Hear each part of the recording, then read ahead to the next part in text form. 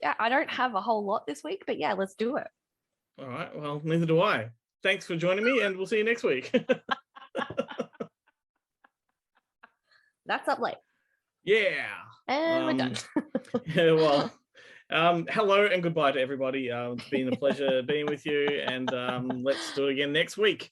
Glenn and Chloe here from the Good Movie Monday podcast with an up late video. We're going to talk about some movies for a very brief time, apparently, and then we'll play some movie games. I can drag it out, I reckon. I can drag it out. A little bit of a pickup on the conversation we had last week. You were talking about Hercules and you were saying how it was brilliant and all that kind of stuff, which, I thought was a bit much, but, that's okay. That's your opinion. Did you rewatch it?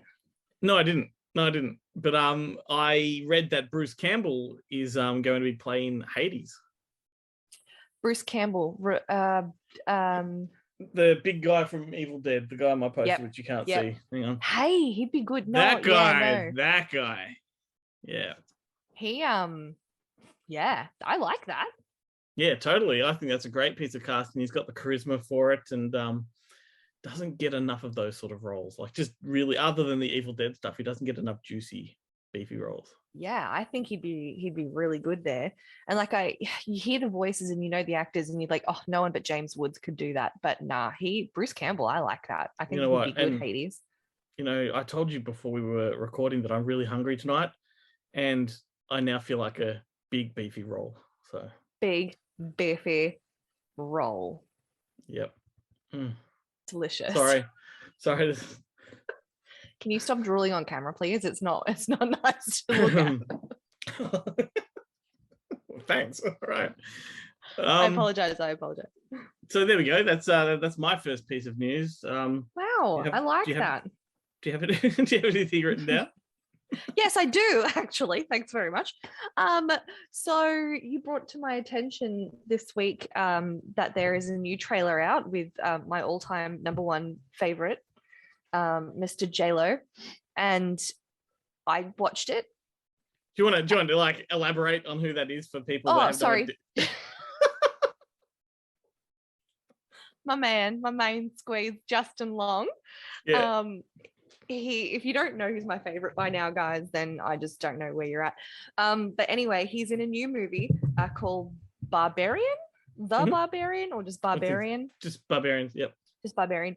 And it's pretty spooky. Like, even the trailer freaked me the fuck out. I had many people messaging me over it because obviously Justin's in it.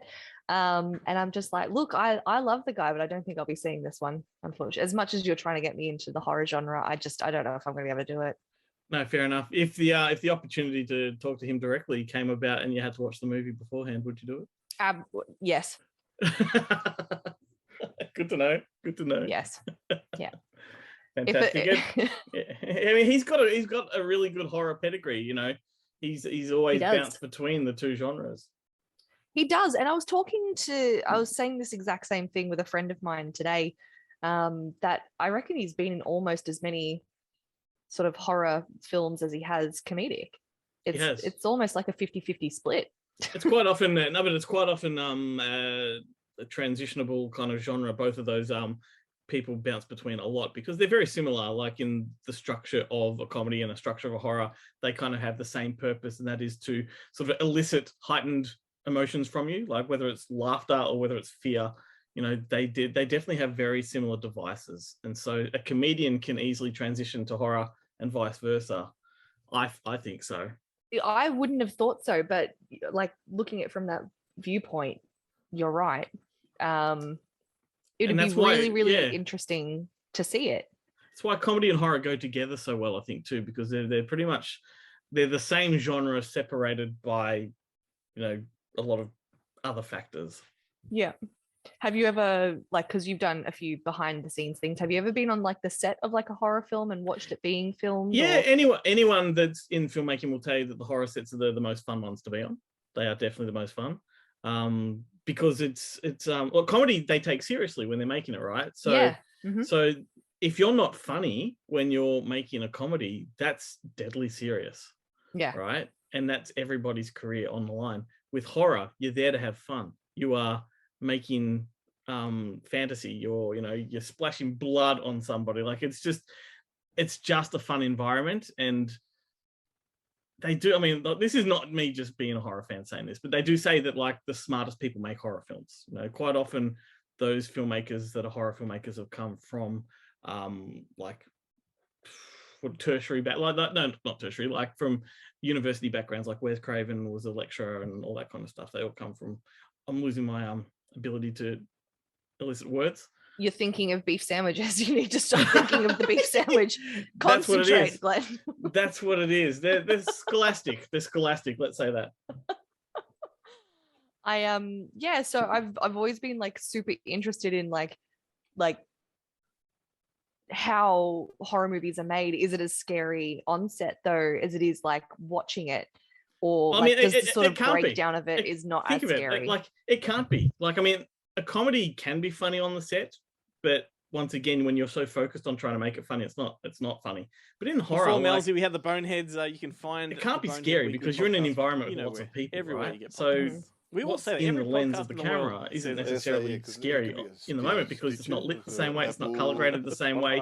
There's a hand attached to that head, like it's just you know what I mean? Like it's some of their recent, or they're acting to some of their recent episodes CGI, they're acting to nothing. Spider-Man, yeah. So the horror comes in the construction of it later on.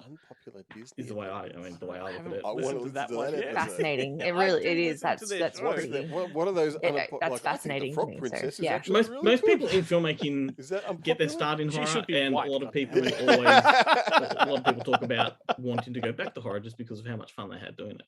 That's why Sam Raimi goes back to horror a lot, because that's just where his passion lies, because it's just your imagination runs wild. It's fun. Look at you and I have been talking off camera about Stranger Things, the new series, right? This new season is horror. Like it is just a horror season. Previously I'm getting Nightmare on Elm Street. I'm getting Carrie. I'm getting Hellraiser. Big Hellraiser influence there. Like it's. I don't think I've seen that one. I haven't seen that one. So yeah, I mean, we won't go into it, but the main villain in it is very much a Hellraiser kind of creation. So see, I was getting like Pan Labyrinth vibes. Yeah, I would say, which is not 80s, but yeah. No, but that takes a lot of cues from Hellraiser and things like that. Okay. Too. Yep. Yeah. Hey, how long do you reckon we've been recording for? Because I forgot to hit start on the recorder, like as in not the recorder, but the timer. Oh, I was like, you didn't record anything? No, we're recording. Serious? We are recording, but I don't know how long we've been going for. No idea. I'd say about anywhere between 5 and 10 minutes. Something like that, I think. Oh, if this one runs over, you're welcome, everybody. Extra bonus content for the fans. Sorry. It'll make up for that. It'll make up for that skip week we had. Yeah, true. What's this about Brad Pitt saying he's coming towards the end of his career? I don't appreciate that. Whatever. I don't appreciate it, Glenn. It's not something that I appreciate. Oh, I just don't care. I mean, he will either keep making movies or he won't. Like, I don't know why people care. Like, he's made a lot, and a lot of people have said I'm going to retire after so many, but they don't. They just keep going. It's so like the Johnny Farnham reunion tour that happens, the farewell tour. I read the headline and I read the byline. I couldn't be bothered clicking on the actual article, so I don't know what the context was, but it sounds to me like it was probably just something he said in conversation, just passing. It wasn't like I've made a decision. It was more like, it's all just clickbait. Yeah, totally. I feel like it's just something he said, like, hey, I'm getting towards 60 now. Like, I just feel tired, and he's getting towards 60 and he looks like that. I know. And like, but that's Hollywood elite. It's not without injections and various other things. Like it's not natural. Way. Yeah, totally. No way. Guaranteed. Really? You want to put a bet on it? Well, you can't prove it either way. But when you get an interview with Brad Pitt, you better ask him that. Well, then why is it that it only seems to be the Hollywood A-list elite actors that maintain their youthful appearance?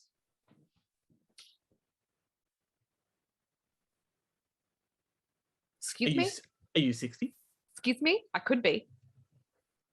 Anyway, let's move on. That was weird. I got like a I saw some photos from the new Barbie movie, and I know you don't love talking about the Barbie movie, but Well, hang on, stop. What are you talking about? I brought it up last time. I love Did talking you? about the oh, I feel like you were rolling your eyes at me last time. Maybe that was something else. That was my conversation. Was it? A little bit of vodka in this cup of tea here right now. I don't know. I saw the photos too. How pink does it look? It looks so pink. Yeah, it's very interesting. fun. Like, I'm not even going to assume I know how this is going to play out, this film, because it could go in so many different ways. But all I It's can so say ambiguous right now. It's in. Yeah. It's awesome. and most of the photos that have been dropped are not like official photos. I mean, they're proper photography, but they've just been taken behind the scenes and stuff like that. Yeah. It's not posing or anything. But what strikes me the most is how plastic and figurine they actually look. Yes. Right, like there's one with them together, and I think Margot Robbie's looking down with like a cowgirl hat on, and he's there. But I'm thinking, like, you do look like a pliable figurine. Like, it's She does, yeah. so strange. And whether they play it off in that real fantasy way that it is a Barbie movie, like, you know, she talks to Ken, and, you know, or which it could be. I mean, that's kind of been done before, so it's not out of the realms of possibility. Or is it more of a we're behind the scenes of a Barbie movie? You know, like it's sort of a meta kind of thing, and we're only given a taste of the Barbie film within the movie. I don't know, like it's just so odd. I did see a still where she was kind of like out the top of her convertible, Barbie style, and the way that her hands were, it was kind of like, you know how Barbie's hands are all together like this, and her hands were kind of positioned like that, which gave me the feeling that she like you said, it could be like within its own universe, but like she was committing, and I appreciate you, Margot. Like you're doing all right. I'm curious above anything else to see how this one plays out. So you know, I will be there. I will watch it for sure. So it's just making me a little bit more excited. That's all. And and I don't care which way it goes, to be honest. Like I don't. If they go full Barbie mode, that would be great. Like I would be into that. It'd be like when they did the Brady Bunch movie and they actually right, but they were so in TV sitcom mode. How good is that movie? It's great. The first so good. The first two are both excellent. Oh, I don't know if I've seen the second one, but there's three of them, but the first two are very similar and almost like they're cut from the same cloth. Number three goes a bit different, but so it could be like that is what I'm trying to get at, you know, that fantasy element where you just buy into their world. I'd love that. I'd love that so much. It'd be so good. So I have a couple of other things. One, actually, two of them are horror related, so maybe I'll skip over that because we've done a bit of horror already. But have you read the Kevin Costner stuff? No.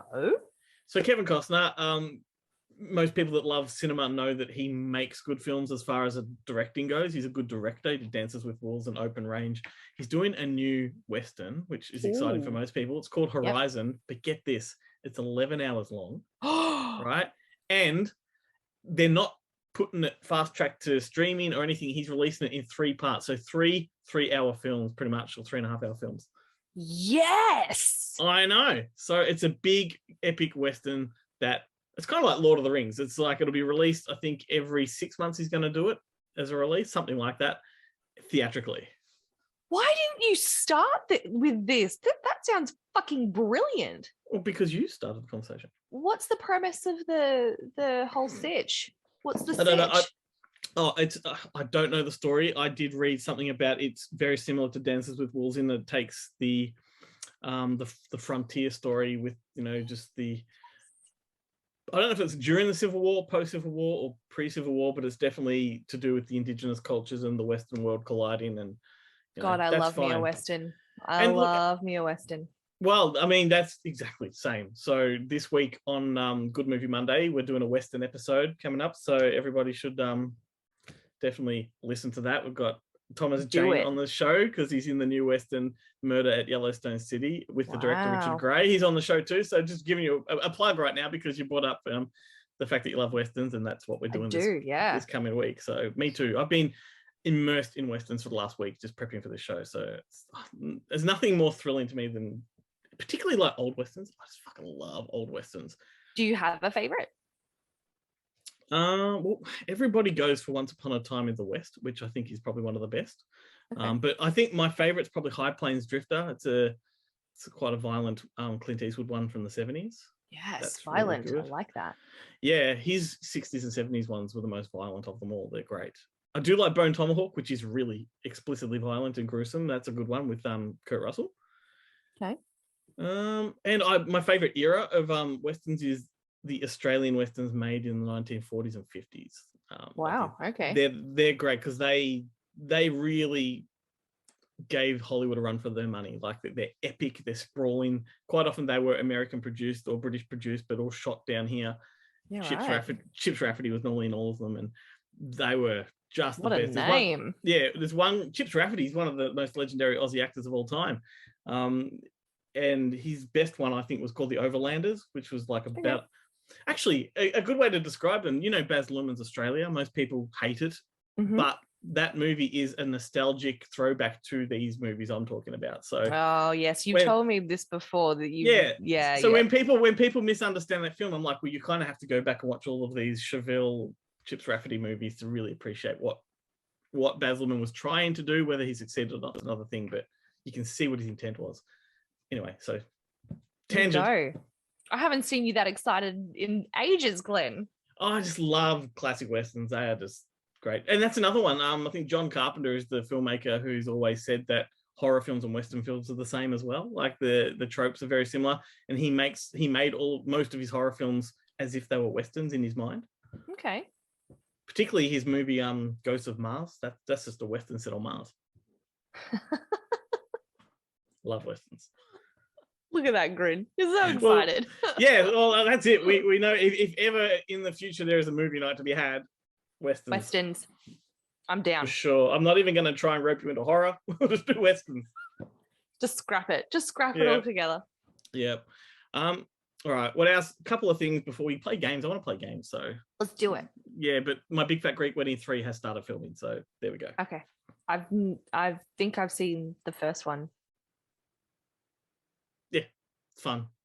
Something about Windex, and that's all I remember. Windex fixes everything. Yeah. Yeah. Okay. Yeah. All right. Cool. Moving on. All right. Let's play the same games we've been playing for the last few weeks, and then we can mix it up next week with some new stuff. Sounds good. You want to go first? Sure. What would you doing? prefer? Would you prefer an actor/actress, or would you prefer a movie first? We'll go with the actor/actress. Okay. I got both too. All right, cool. All right, so where should I start? That's not going to give it away. Well, usually you write them in that order, so that's. I didn't this time. I didn't so much. I usually put a lot more sort of thought into the process, how it goes. But okay, so this actress was like phenomenally huge in the 90s. She was a huge, massive 90s child star. Okay. All right. This actress made her screen debut at the age of 9. In 1990. 9 in 1990. Okay. Like a lot of bands have written songs about her. Fuck. A lot. I was surprised by this. Okay. Yep. Cool. It's not who I'm thinking. Like my mind was in one direction, and now it's been thrown off. 1990, and she was 9. She was 9. Okay. And that was her screen debut. I think I know, but I may not. Keep going. She pashed on with a ghost on screen. It's Christina Ricci, yeah? Sure is. Yeah, I got it 2 questions ago, but I'm not confident. I'm not confident. Awesome. Well, my next one was like she starred along Winona Ryder, Cher, Johnny Depp, Brendan Fraser, and Samuel L. Jackson. So I'm sure you would have got it from that. Winona Ryder was my first guess. Oh God, I love Winona. Yeah, but then the 1990 thing threw me off. Then yeah, she's a little bit older. Doesn't line up. Awesome! I've got one. Yeah, it's my first. Yay! What do you want? What do you want first? You want a Who Am I or what movie is this? You pick. Dealer's choice. Okay, who am I? I made Okay. I made my television debut in an episode of Sex and the City. Mm-hmm. I worked at summer camp before riding the midnight meat train. That's a good giveaway. Like, yeah, maybe not for you. Maybe not for you because there's a horror reference in there. Okay. No, sorry. Keep going. Okay. I acted alongside Jim Carrey and Matthew McConaughey before I became an A-lister.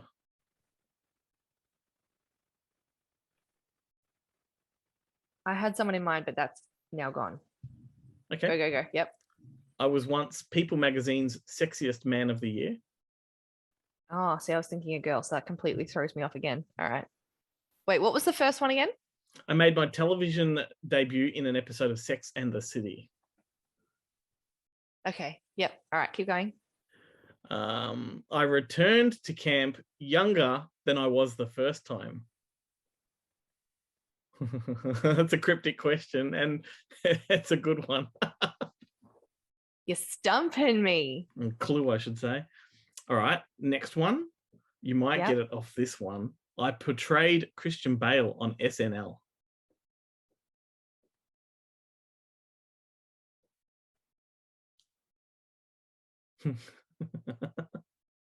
Keep going. Do you have any more? Yeah, keep going. Yeah. I've been to Vegas twice with my mates. Oh, I know who we're talking about here. Yeah. Go. Yep. Well, the last one gives it away. My directorial debut was actually the fourth adaptation of the story. Yep. So it's Bradley Cooper. Yeah. Got it. So he was in a movie called Midnight Meat Train. Oh, I did not know that. And the summer camp, he was in the was it Wet Hot American Summer? And of course. And then when they did the prequel, he was older in reality, playing younger version of himself. Of course. But that was cryptic. No, that was good. Found a peg in my pocket. Is that a peg in your pocket, or you just happen to be recording with me, Glenn? it's a peg. Oh my god, that was a really good one. There you go. Nice one. Alrighty. All right. Is so it my next turn? one? We're up to movie. Yeah. Okay. Okay. So this script was written in 2 days. I kind of want to guess already, but keep going. You can guess if you want to. Is it Planes, Trains, and Automobiles? No. Okay, keep going. It was released in 1985. Yep. A recurring theme from this particular director is that the character's always breaking the fourth wall. It's not John Hughes, yeah? What's not John Hughes? Like the director is not John Hughes of this movie? Quite possibly. Okay. It said that the director only took on this job because it gave him a huge leeway to direct the film that he really had his heart set on. That could be so many. That's a common thing. 85.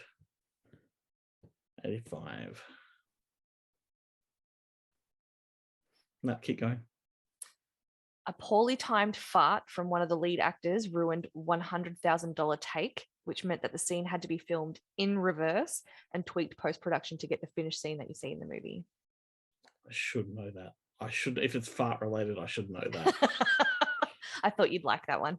Yeah, I love it, but it didn't give anything away for me. It didn't help. Last one. The film is peppered with famous faces such as Anthony Michael Hall, Bill Paxton, and Robert Downey Jr. It's not Soap Dish. It's 85. Say it again, the last one. The film is peppered with famous faces such as Anthony Michael Hall, Bill Paxton, and Robert Downey Jr. It's not The Pickup Artist? No. Fuck, no idea. I have one more. I'll okay. Tell you the last one. The lead actress describes her character as Mary Poppins with breasts. What?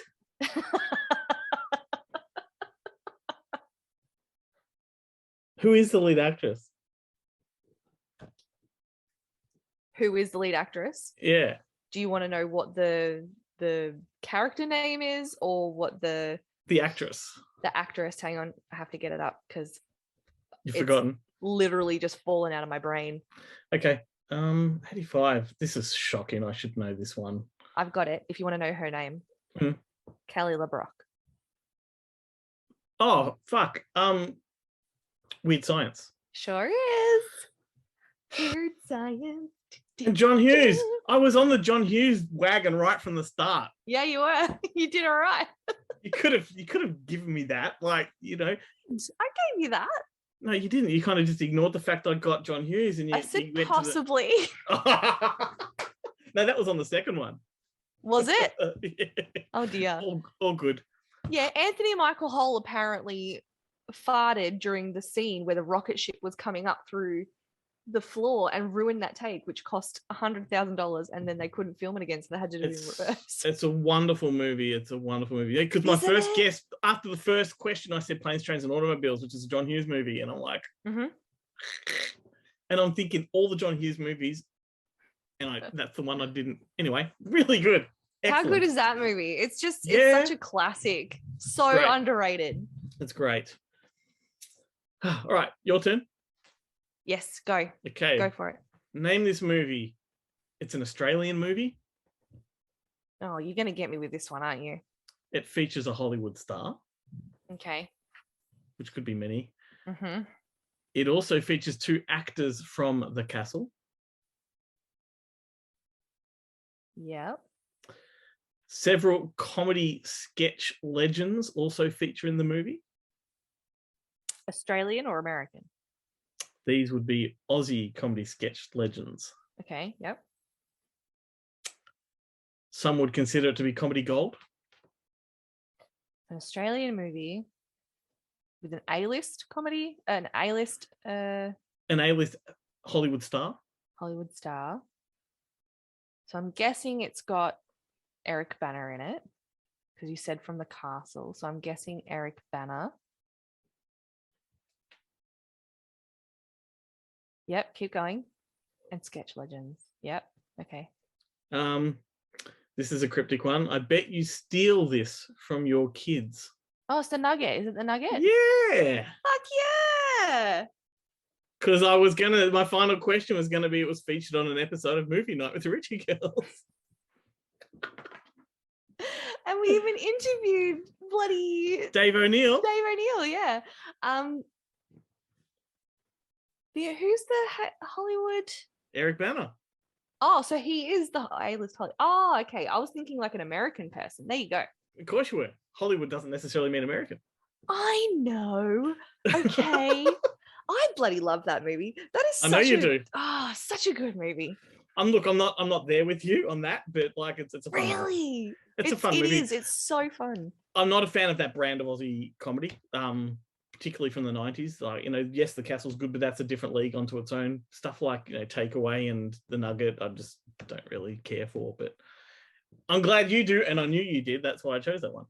That's a good one. I'm glad you chose that one. Yeah, there we go. Awesome. Well, that was fun. I guess one. So you did so good. Don't patronize me. Wasn't trying to. All right, we'll see you next week with some fresh kind of game. Yes, I've already got one in the bank. Awesome. And if this video runs over, once again, you're welcome. Yes, to our fan, you're welcome. Bonus content. Bye.